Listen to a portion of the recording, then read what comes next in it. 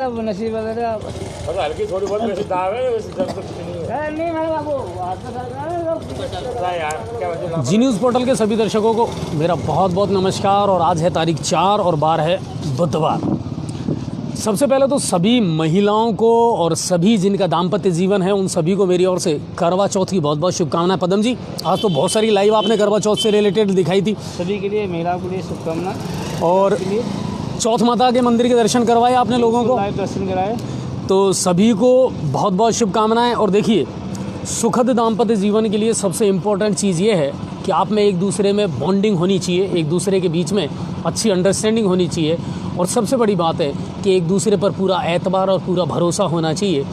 और यही है सर, इस जीवन को बिल्कुल हंस खेल करके आप गुजार सकते हैं। तो आज जिन्होंने भी अपनी पति की लंबी उम्र के लिए ये व्रत रखा है, उम्मीद करते हैं कि चांद देखने के बाद उन सब ने व्रत खोल लिया होगा। हालांकि नेट बंद है तो मैक्सिमम लोगों तक हम भी नहीं पहुंच रहे हैं और खबरें नहीं पहुंचा पा रहे हैं, लेकिन फिर भी जितने लोग हमारी खबरों को देख रहे हैं उन सभी को हमारी ओर से एक बार फिर से करवा चौथ की बहुत बहुत शुभकामनाएं। आने वाले समय में फिर दीपावली का त्यौहार आने वाला है, उसको हम सब मिलकर के सेलिब्रेट करने वाले हैं। तो कुल मिलाकर के ये है कि कुछ बड़े त्यौहार अब आने वाले हैं और उन सभी त्योहारों की हम आपको बहुत बहुत शुभकामनाएं देना चाहते हैं। अब बढ़ते हैं खबरों की तरफ की। आज और अजय जी एक चीज़ कहना चाहेंगे, पति की आज ही पूजा नहीं करनी चाहिए। अच्छा, महिलाओं को रोज करें। कई बार तो हम देखते हैं महिला चिमटा लेके पढ़ती है, पीछे भागती है, कभी बेलन लेके पीछे पढ़ती है। और हमेशा पूजा करते रहना चाहिए। लेकिन पूजा वो वाली नहीं हो, बेलन और चिमटों वाली चिमटे वाली नहीं होनी चाहिए। चलिए, तो कुल मिलाकर के देखिए, हंसी और खुशी के साथ ये जीवन गुजारते रहें। और पदम जी इसी तरह कुछ मसाले हमारी लाइफ में लेकर के आते रहते हैं। अब चलते हैं खबरों की तरफ। देखिए, दिन भर क्या कुछ अपडेट रही और क्या कुछ रहा। राजस्थान प्रदेश की अगर बात की जाए तो सरकार के सामने सबसे बड़ा मुद्दा अगर कोई है इस समय तो वो है गुर्जर आरक्षण आंदोलन का मामला।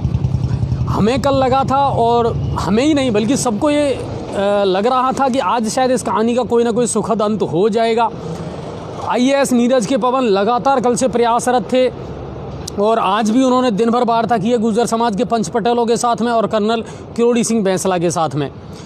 हिंडौन में SDM कार्यालय में बैठ करके और सभी के साथ में एक नया समझौता पत्र तैयार किया गया। उस समझौते पत्र के मुताबिक जो भी प्रमुख मांगे थी गुर्जर समाज की उनको स्वीकार भी किया गया। लेकिन इसी बीच अचानक विजय बैंसला जी का फ़ोन आया, जो रेलवे ट्रैक पर बैठे हुए थे। उन्होंने कहा कि हमें नीरज के पवन जी की बातों पर अब भरोसा नहीं है, इन्होंने पहले भी समाज को गुमराह किया है और हम इस समझौते को नहीं मानते हैं। यानी बनते बनते जो कहानी थी वो बिगड़ गई। फिर वार्ताओं का दौर शुरू हुआ, फिर एक मसौदा तैयार हुआ, फिर एक समझौता तैयार हुआ। IAS नीरज के पवन ने अपनी तरफ से पूरा प्रयास ये किया और लगभग हर चीज़ पर जब सहमति बन गई, कर्नल किरोड़ी सिंह बैंसला भी कहीं ना कहीं पूरी तरीके से सहमत और संतुष्ट नजर आए। वो इन मसौदों को लेकर के, इन समझौतों को लेकर के और पीलूपुरा ट्रैक पर भी पहुंचे। समाज के लोगों से इसको अवगत भी करवाया कि क्या कुछ समझौते में हुआ, क्या कुछ प्रमुख मांगें थी गुर्जर समाज की, कितनी मांगों को माना गया। सब कुछ बढ़िया चल रहा था, लेकिन फिर भी कहानी में एक ट्विस्ट आया और लास्ट में शाम होते होते ये कहानी फिर वही ढाक के तीन पात वाली रही कि किसी भी समझौते को मानने से गुर्जर समाज ने इनकार कर दिया। और आखिर में जो पेज फंसा वो फंसा बैकलॉग भर्ती वाले मामले को लेकर के, कि बैकलॉग भर्ती जो है हमारे समाज की, उसको लेकर के अभी तक सरकार ने कोई भी स्पष्ट जो बात है वो समाज के सामने नहीं रखी है। अगर आप इसी तरह अड़ते रहे, आप इसी तरह अगर लगातार बातें बताते रहे और इसी तरह अपनी जिद पर सहमे रहे, तो फिर मेरे ख्याल से ये बात बन नहीं पाएगी। फिर आप इस बात को बनाएंगे कैसे? देखिए, कुछ हद तक आपको भी झुकना पड़ेगा, कुछ हद तक आपको भी सरकार की बातें माननी पड़ेंगी। जब सरकार आपकी हर बात को मान रही है और सरकार आपको लिखित में सारी चीज़ों का आश्वासन दे रही है, तो सर ये जो समय है उसको भी देखते हुए आपको एक उचित निर्णय इस बारे में लेना चाहिए। 5 दिन से इंटरनेट की सेवाएं बंद हैं, आज 6ठा दिन चल रहा है। करोड़ों रुपए का नुकसान हो रहा है। ऑनलाइन क्लासेज जो बच्चों की चल रही थी वो बिल्कुल बंद चल रही हैं। वर्क फ्रॉम होम जो लोग कर रहे हैं, घर से अपने व्यवसाय बिजनेस जो भी कर रहे हैं, नौकरी कर रहे हैं, उनका बिल्कुल बंद पड़ा है मामला।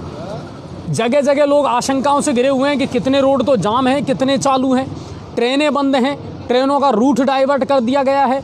जब तमाम मुसीबतों का आप लोगों को पता है तो फिर इस त्यौहार के समय ही क्यों इन बातों को और इन आंदोलनों को लाया गया है? और फिर कोरोना का टाइम अभी खत्म भी नहीं हुआ है कि आम पब्लिक वैसे ही परेशान थी पहले। बिल्कुल। और देखिए कर्नल साहब बहुत बुद्धिजीवी आदमी है और अब से पहले भी जब उन्होंने कोई निर्णय लिया तो बहुत सोच समझ के और अच्छा डिसीजन उन्होंने लिया है। आज जब सर्व समाज और व्यापारी वर्ग है, सरकार है, वो उनसे अपील कर रही है कि सर आपकी सारी बातें हमने मान ली हैं, हर समझौते पर हम सहमत हैं, उसके बावजूद भी क्या सिर्फ विजय बैंसला के नेतृत्व में ये आंदोलन चल रहा है? ये सोचने वाला टॉपिक ज़रूर है सर, क्योंकि कर्नल किरोड़ी सिंह बैंसला की भूमिका जो है वो अब दोयम दर्जे की हो चुकी है और कहीं ना कहीं इसमें मुख्य भूमिका अब विजय बैंसला निभा रहे हैं। आज दिन में आवानेरी में भी गुर्जर समाज के लोगों ने महापंचायत की थी, जिसमें कर्नल बैंसला ने कहा था कि सिकंदराबाद रोड है उसको आप जाम कर दें।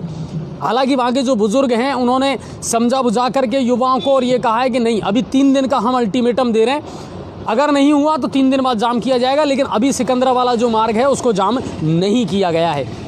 तो कुल मिलाकर के ये कि व्यवस्थाएं कहीं ना कहीं बिगड़ती हुई ज़्यादा नज़र आ रही हैं, बनती हुई कम नज़र आ रही है। अब बढ़ते हैं अगली खबर की तरफ कि समस्याएं जस की तस हैं, नेट बंद हैं और लोगों के सामने अभी भी असमंजस की स्थिति बनी हुई है। 6, 7, 8 को 17 लाख से अधिक अभ्यर्थी ऐसे हैं जो कांस्टेबल की भर्ती परीक्षा देने वाले हैं। अब उनका क्या होगा? हालांकि गुर्जर समाज ने कहा है कि साहब उनको रोका नहीं जाएगा, जो एग्ज़ाम देने जा रहे हैं उनको जाने दिया जाएगा। आपातकालीन जो व्यवस्थाएं हैं, आपातकालीन जो सुविधाएं हैं उनको नहीं रोका जाएगा।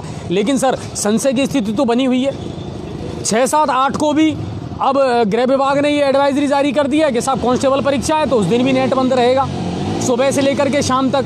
जब इतना कुछ होने वाला है तो आप उसमें बजाय उसको राहत देने के आप उसमें इजाफा क्यों कर रहे हैं?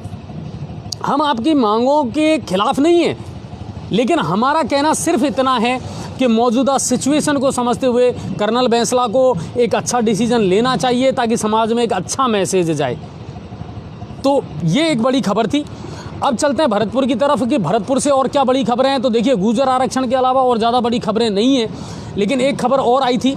कामा में आज सड़क दुर्घटना में एक पुलिस कांस्टेबल की मौत हो गई। सड़क किनारे उनका शव मिला और कांस्टेबल प्रताप गुर्जर घाटा चौकी पर तैनात था और सुबह पुलिस को जब इसकी सूचना मिली तो मौके पर पहुंचे और शव को कब्जे में लेकर के और मोर्चरी में रखवाया गया है। तो एक कांस्टेबल की दुखद सड़क दुर्घटना में मौत हुई। ये खबर आई भरतपुर के कामा से। कांस्टेबल भर्ती परीक्षा के लिए सभी जिलों में रोडवेज की बसों लगाई गई हैं। अतिरिक्त रोडवेज बसें जो हैं उनका प्रबंध किया गया है और हर ज़िले से किया गया है। यानी जो भी अभ्यर्थी हैं और जो परीक्षा देना जाना चाह रहे हैं कांस्टेबल भर्ती परीक्षा, और ये भी याद रखिए कि ये परीक्षा 2 पारियों में होने वाली हैं, सुबह और शाम, 2 अलग अलग शिफ्टों में है। तो सेंटर के हिसाब से और अपने टाइम के हिसाब से आप पहुँचें। रोडवेज बसों की व्यवस्था बिल्कुल माकूल रहेगी। दूसरी बात, मैं आपको एक चीज़ और बता दूँ कि गुर्जर आरक्षण आंदोलन के चलते हुए अभी भी कहीं भी रास्ते जाम या बंद नहीं किए गए हैं। रोडवेज ने ज़रूर एहतियातन तौर पर अपनी बसें जो हैं वो बंद कर दी हैं, लेकिन प्राइवेट बसों की जो सुविधाएं हैं वो अभी भी चालू हैं। अगर आप जयपुर जाना चाहते हैं, आप कहीं भी जाना चाहते हैं तो बसें अभी भी जारी हैं। सड़कों पर कहीं भी अभी जाम नहीं लगाया गया है। ये बिल्कुल पुख्ता खबर है और कहीं ना कहीं ये एक बहुत ही समझदारी वाला फैसला है अभी तक भी। और कहीं भी अप्रिय कोई घटना के समाचार अभी तक नहीं आए हैं गुर्जर समाज के द्वारा भी, और वो लोग अपना शांतिपूर्ण तरीके से अभी तक ट्रैक पर बैठे हुए हैं। पदम जी, कहीं से और कोई ऐसी खबर आई भी नहीं है और ये कहीं ना कहीं गुर्जर समाज ने एक समझदारी दिखाई है कि वो लोग शांतिपूर्ण तरीके से अपना आंदोलन कर रहे हैं और सरकार के बीच में और गुर्जर समाज के बीच में लगातार वार्ताओं का दौर जो है वो चल रहा है। उम्मीद करते हैं जल्द से जल्द इस कहानी का पटाक्षेप हो। अब बात आती है नेट की। संभागीय आयुक्त ने कहा था कि आज रात 12 बजे नेट की जो सुविधा है वो चालू कर दी जाएगी, लेकिन क्योंकि इस कहानी का कोई एंड नहीं हुआ है इसलिए आज फिर एक आदेश जारी किया है कि जो आज 12 बजे सर्विस शुरू होने वाली थी अब उसे बढ़ा करके कल रात 12 बजे तक कर दिया गया है। यानी इंटरनेट की सुविधा कल 12 बजे तक बढ़ा दी गई है, वो बंद रहेगा अभी। अच्छा जी, ये राजस्थान सरकार को ये करना चाहिए, जहाँ पे आंदोलन हो रहा है कि वहाँ से समाचार नहीं आ रहे, टीवी चैनलों पे नहीं चल रहे। नहीं, बिल्कुल। तो फिर ये नेट को बंद करने से क्या मतलब है? नहीं, मुझे एक बात समझ नहीं आ रही है कि गुर्जर समाज शांतिपूर्वक तरीके से जब अपना आंदोलन कर रहा है, आप लोगों के बीच में वार्ता चल रही है, तो इंटरनेट की सुविधा बंद करने से क्या होगा? इससे कुछ नहीं होने वाला है सर। जो सब कुछ है वो पारदर्शी है, सामने हो रहा है, ट्रैक पर हो रहा है, सरकार वार्तालाप कर रही है। आप लोग वार्ता को सुन रहे हैं, फिर उसके बावजूद भी इंटरनेट जैसी सुविधाएं अगर आप बंद कर रहे हैं तो ये आप समझिए कि करोड़ों रुपए का लोगों को नुकसान भी हो रहा है, और दूसरी बात कि लोगों को अव्यवस्थाएं बहुत हो रही हैं। करना ही है तो आपको माइका ही करो ना आप। हाँ बिल्कुल, अगर आपको लग रहा है कि साहब कहीं सोशल साइट पर कोई भड़काऊ भाषण होंगे या कुछ ऐसी चीज़ें होंगी, तो ऐसा नहीं है साहब। आपको बता दूं कि बहुत सारी कंपनियां ऐसी हैं जो अलग अलग तरीके से जुगाड़ करके और नेट की व्यवस्थाएं जिन्होंने चालू कर रखी हैं। तो ऐसा भी नहीं है कि पूर्णतः नेट बंद हो, ब्रॉडबैंड सेवाएं चालू हैं। तो इन चीज़ों पर ध्यान देना पड़ेगा प्रशासन को कि बार बार हर छोटी छोटी चीज़ पर अगर आप नेट बंद कर देते हैं तो ये समस्याओं का समाधान नहीं है। हालांकि सरकार अपने स्तर पर पूरे प्रयास ये कर रही है कि इस कहानी का पटाक्षेप हो जाए और जल्द से जल्द इसका कोई ना कोई सुखद अंत हो। चलिए अब बढ़ते हैं आगे अगली खबर की तरफ, जो आई है नांदोती से। नांदोती के मेढाकापुरा में अभी हमने आपको बताया था 2 दिन पहले एक घटना घटी थी। ज़मीनी विवाद को लेकर एक ही परिवार के लोगों में आपस में फायरिंग हुई थी, और उस फायरिंग में एक व्यक्ति गोविंद सिंह की मौत हो गई थी। गोली लगने से 4 से 5 गोलियां उसको लगी थी, और एक व्यक्ति घायल हुआ था। घायल का इलाज अभी भी जयपुर चल रहा है, और उन्होंने सुरक्षा की मांग की थी, तो उसे देखते हुए वहाँ सुरक्षा भी उपलब्ध उनको करवाई गई है। हमारे संवाददाता ने बताया है, हालांकि विश्वसनीय रूप से इसकी पुष्टि नहीं हुई है, कि इस मामले में एक व्यक्ति की गिरफ्तारी हो चुकी है, जो मेढाकापुरा में गोलीकांड हुआ था उसके मामले में। इसके अलावा डॉक्टर महेश मीणा हत्याकांड बलदेवपुरा का, उसमें धरना अभी भी यथावत जारी है। पुलिस प्रशासन बार बार परिजनों से मुलाकात कर रहा है, वार्ता कर रहा है, और पुलिस प्रशासन का ये कहना है, खुद एसपी का ये कहना है कि आप हमें वक्त दीजिए, और 10 से 15 दिन का उन्होंने वक्त मांगा है कि हम जल्द से जल्द इसमें गिरफ्तारी कर लेंगे। तो मेरे ख्याल से इस बारे में अब सोचना ज़रूर पड़ेगा परिजनों को भी, क्योंकि अब अगर देखा जाए तो पूरी मशीनरी का जो ध्यान है ना वो डाइवर्ट है गुर्जर आरक्षण की तरफ। तो इस वजह से भी कहीं ना कहीं वो जो धरना है उसका कहीं ना कहीं अंत अभी तक नहीं हो पा रहा है, और धरना अभी भी जारी है नांदोती में डॉक्टर महेश मीणा हत्याकांड बलदेवपुरा। अब चलते हैं अगली खबर की तरफ, और अगली खबर ये है गंगापुर सिटी से। आज हमने बहुत सारे लाइव आपको दिखाए। सुबह शुरुआत की पदम जी ने।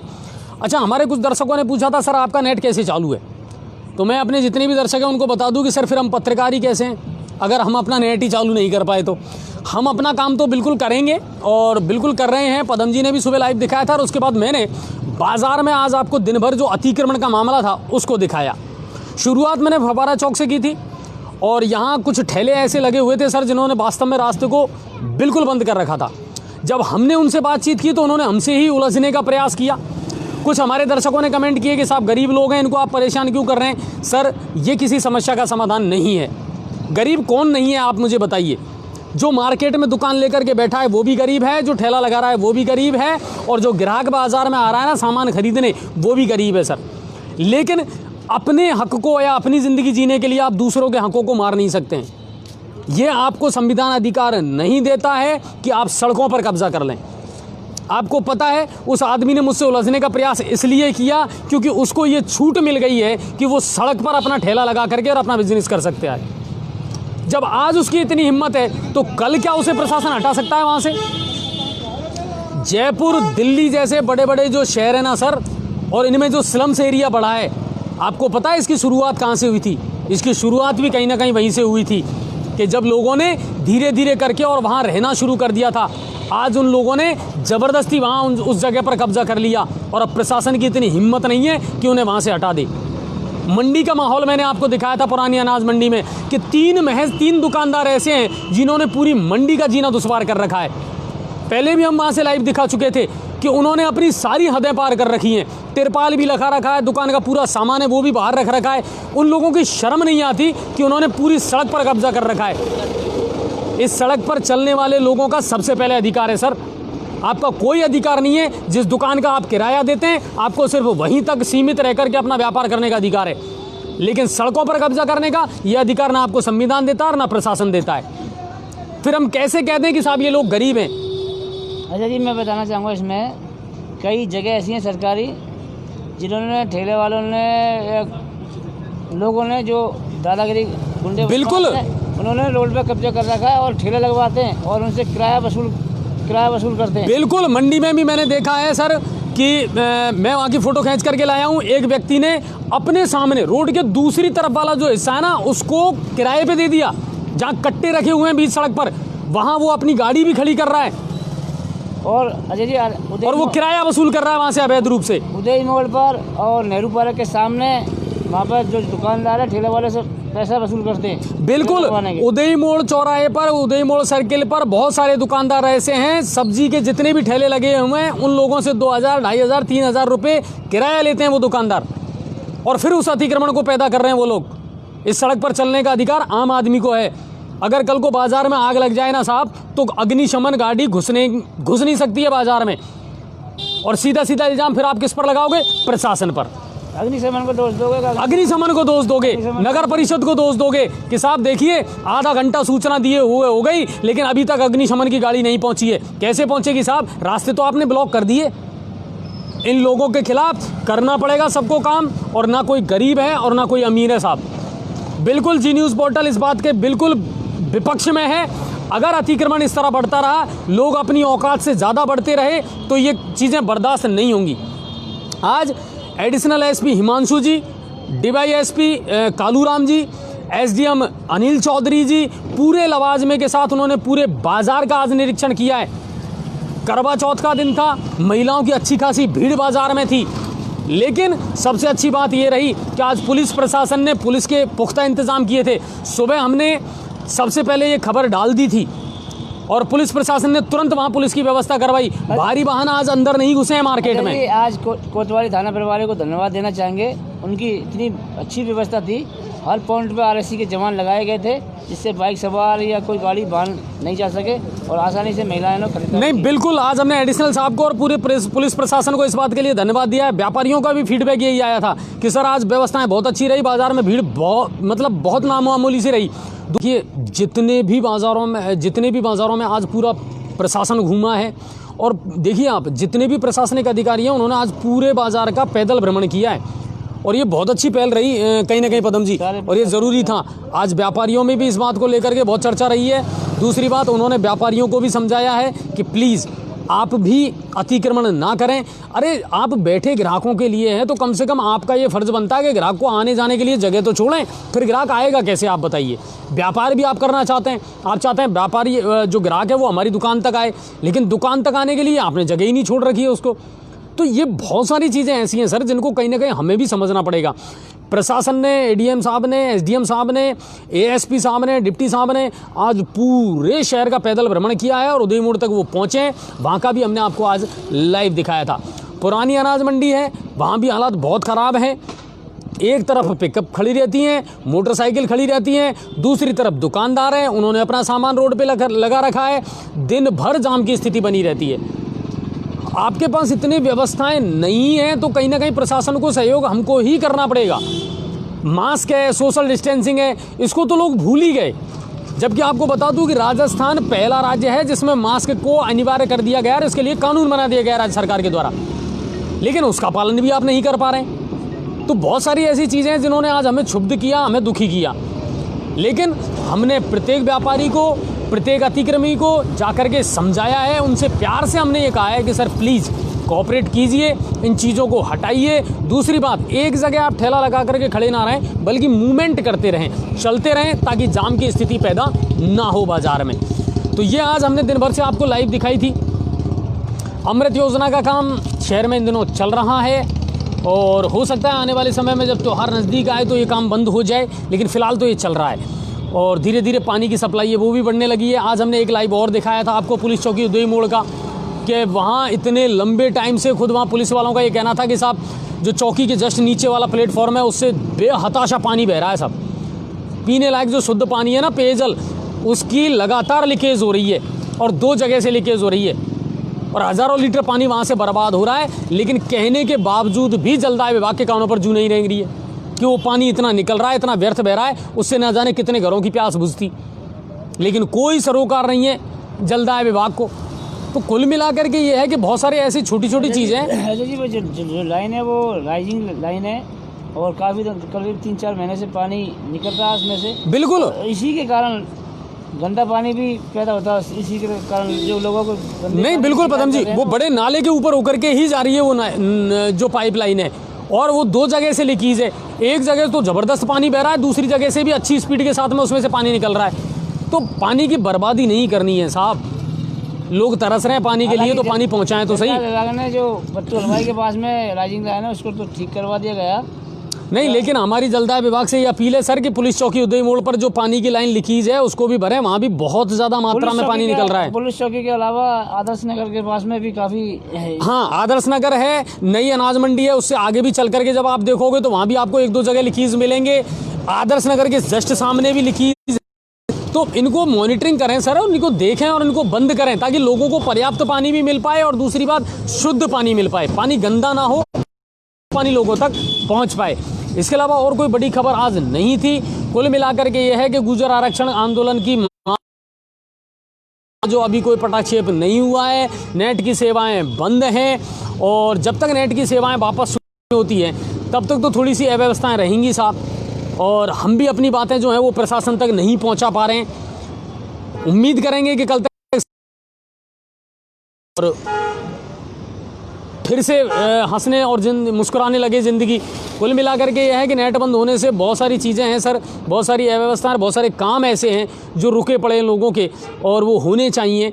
तो गुर्जर समाज से विनम्र अपील है कि प्लीज़ आप भी थोड़ा सा आगे बढ़ें और राज्य सरकार अपनी ओर से जितना पहल कर रही है उस पर भी आप गौर करें और इस सारी कहानी का एक सुखद अंत ज़रूर हो ताकि लोगों को राहत मिले। राज्य सरकार को और केंद्र सरकार को मिलकर इसका निपटारा करना चाहिए, इसमें राजनीति नहीं बात है। तो इसका जल्दी से जल्दी पटाक्षेप हो। बाकी आज करवा चौथ है, लोग अपने अपने घरों में बिल्कुल सेलिब्रेट कर रहे हैं। दिन भर खूब जम करके आज खरीदारी हुई है, बाज़ारों में रौनक अब फिर से लौटने लगी है। गाइडलाइन जो थी वो हटा दी गई है, तो अब अपने हिसाब से दुकानदार दुकानें खोल रहे हैं, बंद कर रहे हैं। तो ये थोड़ी सी उनको राजस्थान सरकार ने एक तोहफा दिया है व्यापारियों को, और जिससे ये पटरी पे जो समय सीमा बिल्कुल बिल्कुल बिल्कुल खत्म कर बिल्कुल, और उससे कहीं ना कहीं देखो व्यापारियों को भी लाभ मिलेगा और जो आमजन है उसको भी राहत मिलेगी, व्यापारियों को भी है, मजदूरों को भी है, जिससे मजदूरी उनकी हाँ बिल्कुल। तो ये चीज़ें हैं। और देखिए आतिशबाजी को लेकर के ज़रूर थोड़ा सा हंगामा इन दिनों मचा हुआ है कि साहब राज्य सरकार ने आदेश क्यों निकाल दिए।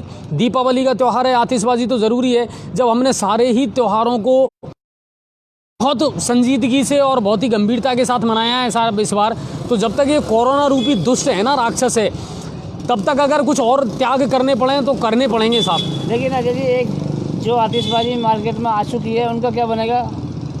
अब वो लोग शायद थोड़ी जल्दी कर गए, जल्दी नहीं, पहले से ही 3-4 महीने पहले से ही स्टॉक करना पड़ता है जी। देखिए आपने बिल्कुल सही कहा कि चलो उन्होंने 3-4 महीने से, लेकिन जब सिचुएशन ऐसी चल रही है, आतिशबाजी वाले अभी थोड़ी मिले भी थे एसडीएम। हाँ बिल्कुल, ज्ञापन भी दिया है, राज्य सरकार से भी अपील की है, ये तो सही है। देखते हैं अगर सरकार कुछ कदम उठाती है तो अच्छी बात है। बाकी इतना ही कह सकते हैं कि जब इतने सारे त्यौहार हमने बड़ी निष्ठाओं के साथ में और उदासी के साथ में मनाए हैं तो कोई बात नहीं, ये त्यौहार भी हम कोरोना की भेंट चढ़ा देंगे, मगर ये कमबख्त जो है वो जाए तो सही, इससे निजात तो मिले लोगों को। और देखिए बार बार हम आपसे निवेदन कर रहे हैं कि जो मेडिकल एडवाइजरी है सर, प्लीज़ उसका पालन ज़रूर करें। भीड़ भाड़ वाले इलाके में जाने से बचें। लगातार लोग संक्रमित हो भी रहे हैं, हालांकि आंकड़े ये भी बता रहे हैं कि अब धीरे धीरे ये फॉल डाउन हो रहा है। गंगापुर सिटी के विधायक रामकेश मीणा, उनके दोनों पुत्र वो कोरोना पॉजिटिव पाए गए हैं और वो जयपुर जो उनका निवास है वहाँ पर ही उन्होंने अपने आप को आइसोलेट किया है और उन्होंने कहा कि जो भी लोग उनके संपर्क में आए हों वो भी अपने आप को आइसोलेट कर लें। पदम जी, आप और हम भी थे? बिल्कुल थे, हमारा भी चलता रहता है मैं और पदम जी भी उनके साथ थे जब प्रिंसिपल सेक्रेटरी आए थे, उनका इंटरव्यू हमने लिया था। पर चलिए देखिए, हर एक के साथ में ऐसा नहीं है और हम कोशिश करते हैं कि हम अपने आप को बचा करके सेफ रखें और मेडिकल एडवाइजरी का पालन करें। मैं आपको बिल्कुल स्पष्ट ये बता देता हूँ सर, एक तो मैं मास्क का बिल्कुल प्रयोग करता हूँ, दूसरी बात मैं दिन में 4 से 5 बार साबुन से अपने हाथ ज़रूर धोता हूँ। तो इन चीज़ों को अगर आप आदत बना लें अच्छी बात है। और एक गर्म पानी, देखिए नमी आ रही है, वातावरण में नमी है, सर्दी पड़ने लगी है अब अच्छी, अभी बहुत तेज़ी से और पड़ेगी सर्दी। इस बार सर्दी के सितम जो है वो थोड़ा ज़्यादा रहेगा। तो आप बिल्कुल घर में ये नियम बना लें कि सुबह उठते ही गर्म पानी से ही आप अपने दिन की शुरुआत करें। गर्म पानी ज़रूर पिएं गुनगुना, तो बहुत सारी चीज़ों से आपको निजात ज़रूर मिलेगी।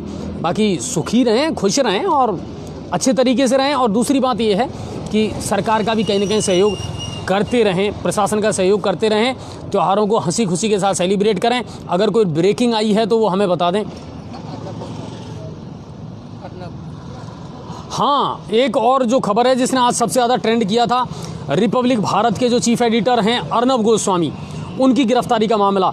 मैं आपको बता दूं, लोकतंत्र के चौथे स्तंभ अगर मीडिया की आवाज़ को दबाने का प्रयास किया जाएगा तो मीडिया जिस दिन लामबंद हो जाएगा ना सर, हम तख्त पर बैठाना भी जानते हैं तो तख्त से गिराना भी जानते हैं। और अर्नब गोस्वामी की गिरफ्तारी के पीछे सीधा सीधा ये जी न्यूज़ पोर्टल कह रहा है कि सिर्फ राजनीतिक षड्यंत्र था। और उद्धव सरकार को सोचना ज़रूर पड़ेगा कि जिस तरीके का उनके साथ में व्यवहार किया गया है, उनके साथ मारपीट की गई है, 2018 का वो मामला था जिसको लेकर के उनको गिरफ्तार किया गया है। तथ्य तो सामने आएंगे, सच्चाई तो सामने आएगी, मगर जिस तरह का व्यवहार अर्नब गोस्वामी के साथ में किया गया है, मीडिया पूरी तरीके से इसका बहिष्कार करता है, इसकी निंदा करता है घोर शब्दों में, और हम भी इसकी निंदा करते हैं। किसी भी पत्रकार के साथ में अगर कहीं भी गलत दुराचार होता है या गलत व्यवहार होता है तो इसको मीडिया बिल्कुल बर्दाश्त नहीं करेगा। और जब हम लोगों की आवाज़ बन सकते हैं तो हम लोगों की आवाज़ को खामोश करना भी जानते हैं। और हम पर अच्छी तरीके से ये आता है, लोकतंत्र के चौथे स्तंभ से उलझने का प्रयास ना करें सरकारें, आप अपनी राजनीति करिए और हमें अपना काम करने दीजिए। तो अर्नब जी के साथ पूरा मीडिया है बिल्कुल, और बेबाक की तरीके से वो अपनी बात रखते हैं। देखिए, कई तरह के लोग हैं सर, और सब अपनी अपनी राय रखते हैं। बहुत सारे लोग हमारे बारे में भी कहते हैं कि साहब जी न्यूज़ पोर्टल तो बीजेपी वालों का है, या फलाना का है, या ढीका है। हमें कोई मतलब नहीं है, कैमरा चलता है तो बीजेपी का चेहरा भी दिखता है और कांग्रेस का चेहरा भी दिखता है। जो सही है वो सही दिखेगा, जो गलत है वो गलत दिखेगा। हमें कोई लेना देना नहीं है आप क्या सोचते हैं क्या नहीं सोचते हैं। कुल मिलाकर के ये है कि जो सच है वो आना चाहिए सबके सामने, और वही दिखना भी चाहिए। यही हमारा उद्देश्य है। तो सच क्या है गलत क्या है वो पुलिस जांच का विषय ज़रूर है, लेकिन आप किसी के साथ गलत व्यवहार नहीं कर सकते, किसी के साथ दुर्व्यवहार नहीं कर सकते हैं। और आप इस तरह से अगर मीडिया की आवाज़ को दबाने का प्रयास करेंगे तो उद्धव सरकार को हमारा इतना निवेदन ज़रूर है सर कि वैसे ही इन दिनों तो आपके हालात ख़राब चल रहे हैं। महाराष्ट्र में कोरोना पर आपने कोई ज़्यादा काम किया नहीं है साहब, तो ये है, आपको ज़्यादा अनुभव भी नहीं है राजनीति का। तो अपनी राजनीतिक रोटियां इस तरह से अगर आप सेकना चाहते हैं ना तो ये ज़्यादा लंबे दिन नहीं चलने वाला है। तो कुल मिलाकर के आप सभी को बहुत बहुत धन्यवाद और बहुत बहुत शुक्रिया। जी न्यूज़ पोर्टल लगातार देखते रहें और हम लगातार लाइव आपको अपडेट देते रहेंगे, हर खबर को आपको दिखाते रहेंगे। और उम्मीद करते हैं कि कल जो ये बड़ी मुसीबत इस समय राजस्थान में जो चल रही है, जो समस्या चल रही है, उससे भी लोगों को निजात मिलेगी और कहीं ना कहीं सरकार के बीच और गुर्जर समाज के बीच में एक समझौता होगा, लोगों को राहत मिलेगी और इंटरनेट की सुविधाएं बहुत जल्द 8 जिलों में शुरू हो जाएगी ताकि ज़िंदगी फिर से पटरी पर लौट सके। तो आप सभी का बहुत बहुत धन्यवाद और बहुत बहुत शुक्रिया, और एक बार फिर आप सभी को करवा चौथ की बहुत बहुत शुभकामनाएं। जय हिंद और जय भारत।